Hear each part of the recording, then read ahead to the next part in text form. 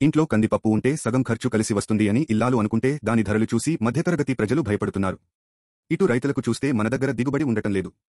ఇలాంటి పరిస్థితులలో హైదరాబాద్ ఇక్రిసాట్లో కొత్తగా ఆవిష్కరించిన కంది వంగడం దేశ పప్పుదినుసుల రంగంలో విప్లవాత్మక మార్పులు తేనుంది.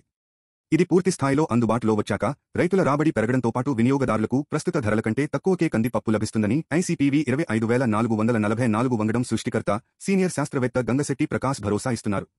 ఆయన రూపొందించిన కంది రకం విడుదల సందర్భంగా ఆయన మాట్లాడుతూ స్పీడ్ బ్రీడ్ విధానాన్ని ప్రపంచంలో తొలిసారిగా వినియోగించి ఈ కొత్త వంగడాన్ని తయారు చేశామన్నారు. తెలంగాణ, ఒడిశా, కర్ణాటకలలో ప్రయోగాత్మకంగా సాగు చేయించగా మంచి ఫలితాలు వచ్చాయి అన్నారు. దీనికి పెట్టుబడితో పాటు ఎరువులు, నీటి వినియోగం తక్కువ, దిగుబడి ఎక్కువ.